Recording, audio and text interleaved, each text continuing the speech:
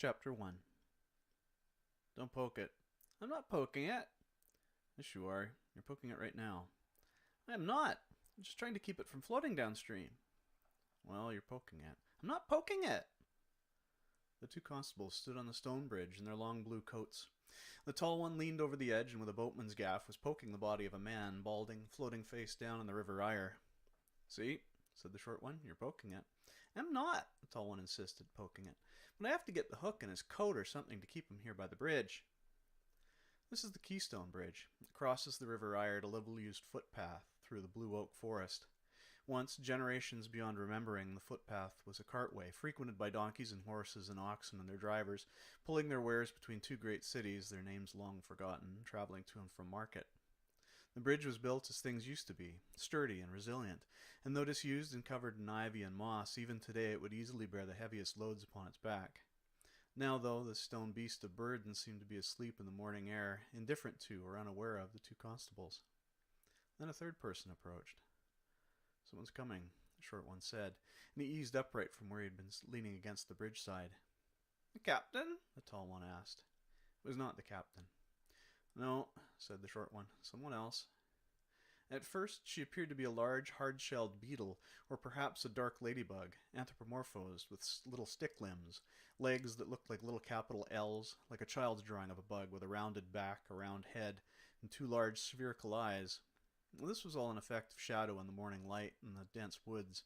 She was not an anthropomorphosed insect at all, but a small old woman, shorter even than the short constable, her hunched back, her cloak, her slim little legs, and her large round glasses providing the illusion. That sounds like Thelma, the tall one said. He had gaffed the cuff of the balding man's pants leg, and now he attempted to guide the body at the end of the long pole, to hide it in the reeds and tall grasses, but soon realized the futility of his efforts. He couldn't very well let go of the gaff, and she would see the pole even if he succeeded in hiding the drowned man. Instead, he tried to assume a position that looked relaxed, casual, but instead only made his long limbs and thin frame look like a twisted wire sculpture of a man, crafted by a completely inartistic child. The short one, meanwhile, attempted to place himself between his partner and the bug lady who was, in fact, Thelma. Good morning, Miss Odd, said the short one, whose name was Briar. Good morning, Constable Briar, Thelma Odd said, and she drew a small, wire-bound notebook and pencil from beneath her cloak. She smiled, and her clear blue eyes crinkled pleasantly. Nothing to see here, Miss Odd, tall one called out. Constable Briar winced and placed his thumb and forefinger to the bridge of his nose. You're up early, he said. I heard there were doings at the Keystone Bridge, she said. Goings on, if you will. Thelma Odd attempted to step closer to where the tall constable stood, but Briar gently insinuated himself between, obstructing her view by lifting open his long blue coat, making as though he were shaking off the dewdrops. It's as my partner said, Constable Briar said, lowering his coat once more and stepping closer to fill her line of sight. There's really nothing to see here. His partner, the tall one, whose name was Bristle, seemed to forget for a moment the gaff and the body at its end, and he too took a step forward. When the gaff dropped and rattled against the stones of the bridge, Constable Bristle jumped and took hold of it once more, but not before the drowned man had come loose and began to drift away. Rabbits! He cursed, and he whacked the water with the pole, splashing in a futile attempt to reconnect with the man's pants leg.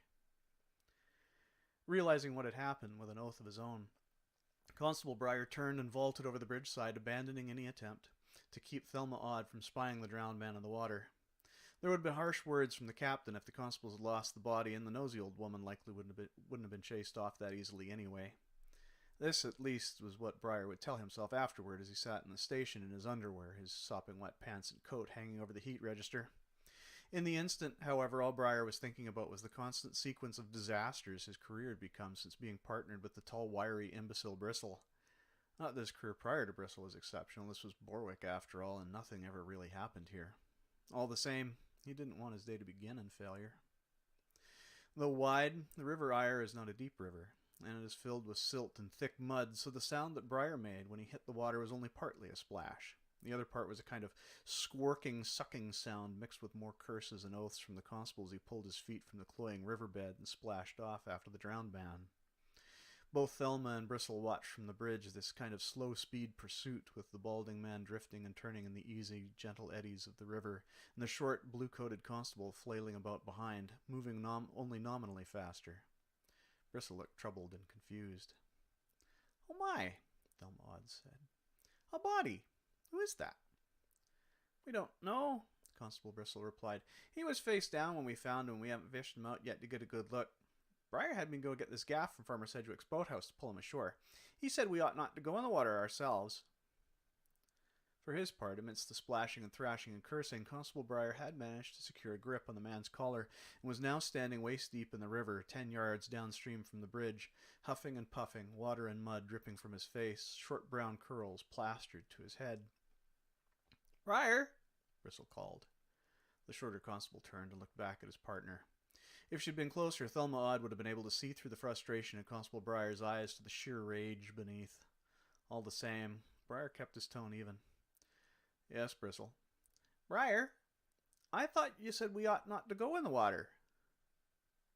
Briar blinked once, but said nothing other than to huff one last time, as he turned away and pulled the body to shore.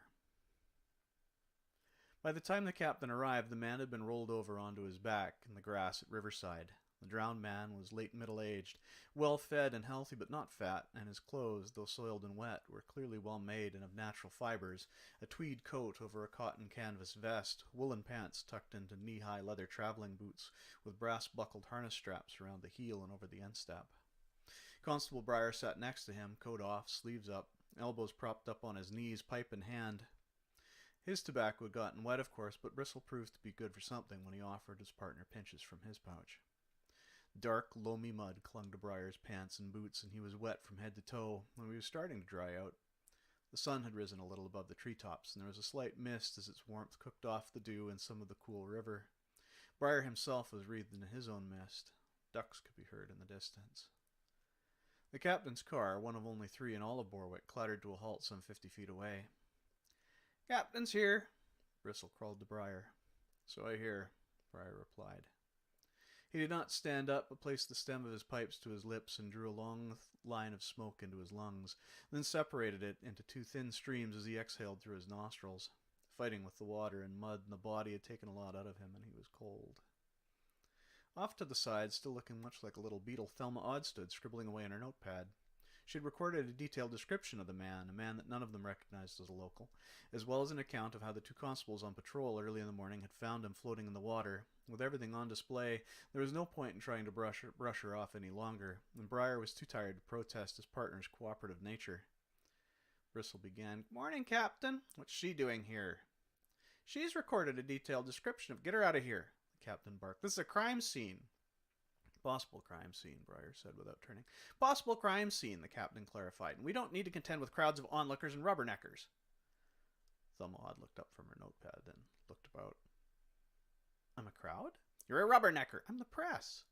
Briar sighed and knocked the remaining tobacco from his pipe as he rose to his feet. He retrieved his coat, and it swished with small bubbles as he pushed his arms through the sleeves. Nothing ever happened in Borwick, but if something ever did, you could count on Thelma Odd to be there. In truth, most days you could count on Thelma Odd to be there, whether anything was happening or not, sticking your nose where it didn't belong, asking inconvenient or otherwise troublesome questions. Most old women were content to sit at home and drink tea with their cats or bake for their grandchildren, but this old widow had no children, no cats, only a nephew who had a printing press and a most tenuous grasp on reality. More often than he was comfortable with, Briar found himself having to run interference between Thelma and the captain, or Thelma and the townsfolk, or Thelma and the local lords of industry. Bristle, why don't you escort Miss Odd back to town? I can fill the captain in on what we found here. For a moment, Thelma thought about protesting, but she figured she'd gained all that she had to learn at the moment, and she could always find Constables Briar and Bristle at the station later if she needed to. So she allowed herself to be led away by Bristle, back over the Keystone Bridge and back to town. Briar and the captain were silent, watching the 2 walk off, making simple small talk between them. How did she know to come here? The captain asked once he and Briar were alone. How does she ever know? She's got her nose deep in... I don't like her. Briar shrugged. She's fine, he said. Harmless, just a little... I don't like her, the captain said again. Briar nodded. Yes, sir, he said. Duly noted. So what do we have here? Captain Allen was a more recent arrival in Borwick. He had been appointed to his role a year earlier, brought in by the local council on the recommendation of some lord or influential industrialist when the previous captain, Adolphus Payne, had died in his sleep at his desk in the station at the age of 71. It never occurred to Briar to be upset that he'd been passed over for promotion in favor of the Southtowner. In truth, Briar had no desire to be anything more than a constable, a patrolman of the Borwick Watch, and was so acutely aware of his own shortcomings that he never so aspired. It did bother him, however, that they had chosen an outtowner at all, someone who had no ties or experience with Borwick, was nothing like the people of Borwick, that they had specifically ignored Briar's request to hire a captain who had some history in common with the people he would be protecting, policing. The captain might have had some sense of this if he ever listened to any voice other than his own shallow interior voice, an internal droning of authority and command born of intense fear of his own insecurity. It talked constantly and listened little. Physically, he was skilled at giving signs of listening, nodding, repeating the last word said as if it were a question, and he could even sometimes be silent long enough to hear what was being said outside of his own head, but he had little idea what to do with what he heard. He did all this now as Briar related to him the discovery of the drowned man, hoping all the while that no one might later hold him to account for any of the information he was being provided. "And we found this," Briar concluded. "This?" Captain asked. "Yes, sir." Briar held out a bronze medallion that had been pinned to the drowned man's breast. "It's a charter," Briar said. "Charter?" "An old one. It seems he was a maker. I guess that explains the clothes." "But he wasn't a maker in Borwick. The only maker in Borwick with a charter to work in fabric is Alice Bird." "Alice Bird?" the captain asked. "Yes, sir."